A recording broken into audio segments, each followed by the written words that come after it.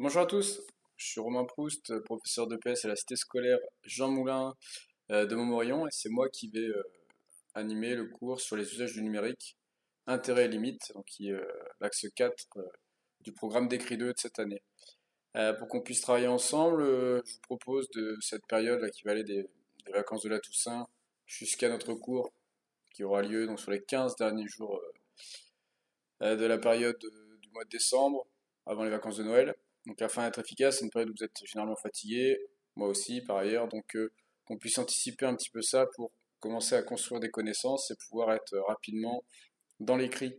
Donc je vous ai mis un lien qui s'appelle https pas de lettres au Proust, donc vous cliquez dessus. Sur ce lien-là, vous allez arriver sur un tableau collaboratif que j'ai commencé à construire, mais l'idée c'est pas que ça vienne pas tout de moi, c'est que ça vienne aussi un petit peu de vous. Donc je vais vous expliquer rapidement le fonctionnement. Donc en cliquant dessus, hein, le Padlet s'ouvre dans une nouvelle fenêtre. Donc dans cette fenêtre, vous allez avoir quatre colonnes qui vont apparaître progressivement. Le cadre théorique, les pratiques, le cadre juridique et une colonne que j'ai appelée libre. Voilà, donc à chaque fois en haut des colonnes, et je vous demanderai d'être bien vigilant à ça, me laisser la première vignette puisqu'il y a les explications et que vous allez tous à pouvoir travailler avec. D'accord. Vous pouvez tout à fait ajouter des vignettes. Je vais vous montrer comment on fait, c'est très simple.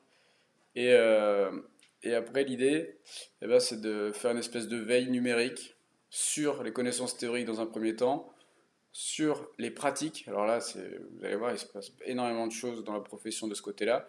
Le cadre juridique surveillé, Jean-Michel Blanquer a encore dit ce matin qu'il pensait qu'une interdiction des téléphones portables au lycée était possible et par conséquent, ça peut avoir un impact aussi sur nos pratiques, notamment dans l'utilisation des biodes.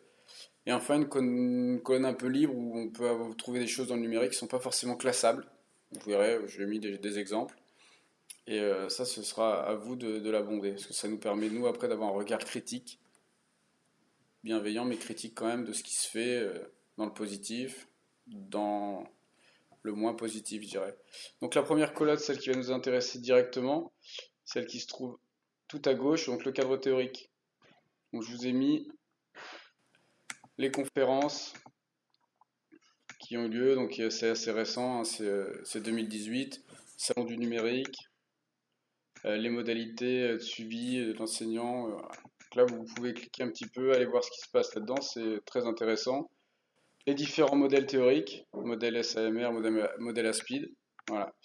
Et l'idée, c'est que fin de semaine, fin des vacances de la Toussaint scolaire, c'est-à-dire pas fin de cette semaine-là, mais fin de la semaine prochaine, vous recevrez un petit lien de ma part qui correspondra à un questionnaire, un Google Forms, et il faudra y répondre. Parce que moi, c'est ce qui va me permettre d'avancer, de construire aussi mon cours pour décembre, c'est de voir comment vous percevez les choses, notamment dans le cadre théorique dans un premier temps. La prochaine étape sera consacrée au cadre pratique. Le cadre juridique, il n'y a pas grand-chose, s'il n'y a pas d'évolution, ce sera simplement un test de connaissance. Et moi, ça me permettra de construire après mon intervention. Voilà, donc voilà ce sur quoi on va s'appuyer pour travailler ensemble. Un élément incontournable, à mon sens aussi, c'est que vous fassiez l'acquisition de ce petit livre, le numérique, où il y a énormément d'informations. Il y a un traitement écrit d'eux, à mon sens, c'est-à-dire qu'au niveau méthodo aussi, c'est rédigé comme un devoir.